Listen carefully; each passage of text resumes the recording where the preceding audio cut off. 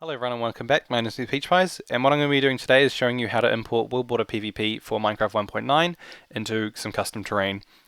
Now I've already done this video for the 1.8 version, but I decided to make a new one just so I have an updated version that's more up to date with the current times and MCedit versions and all that. So first thing you want to do is obviously either make a new world or get one that you already have generated. But what we're going to be doing for now is making a new one. You can just call it Worldborder or anything that you like. That's irrelevant. Now you're going to need cheats enabled, so you can either be in creative mode, survival, hardcore. Actually, no, not hardcore. It needs to be just a normal world, either creative or survival. Just going to creative for ease at the moment, and then you can choose whatever world type you like. That's completely irrelevant. So we're just going to go with default for now. Then create new world. And then as soon as you spawn in, you're going to want to go TP 0, 100, 0. And then look down. And then go set block, tilde, tilde, -1, tilde, stone. Now you can do any block you like, it doesn't matter.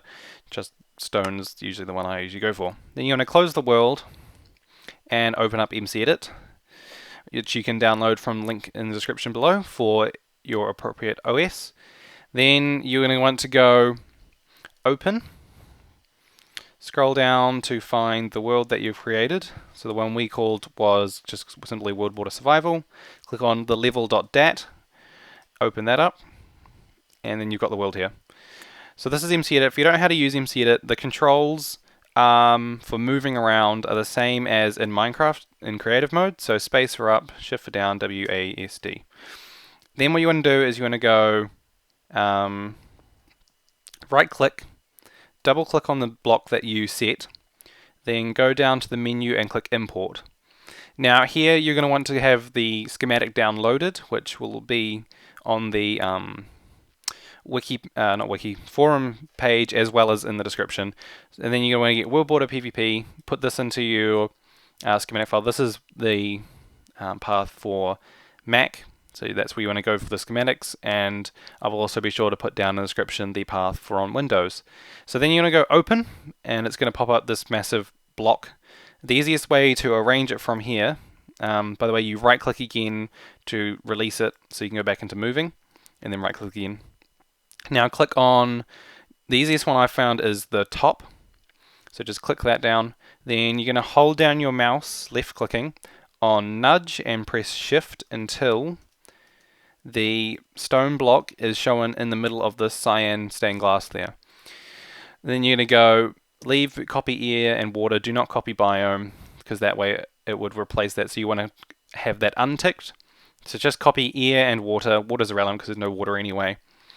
And then leave everything as it is normally and click import. Then Control S, save the world, and close it. And that's all you have to do to import it. Now what you're going to do is you're going to go back into your worlds, open up the save, and as soon as you spawn in, it's going to start loading some more terrain, and we should see in chat in just a second it generating the scoreboards, etc. There we go. So as you can see, it now generated everything in, and it's as simple as that. So now world's all spawned in. It will lag a little bit when on loading in because it's got to run all these commands like at once, but once it's done that, everything will pick up back to normal. Now there is a thing that I should mention quickly. It's that the main cause of lag is the loading of terrain, because as this works, if you haven't seen already, it spreads all the players around the world, and that is a major cause of lag. So a way to solve this is to pre-generate the world before you play the game. This will take a while, as you got to just go with it and wait for it all to load.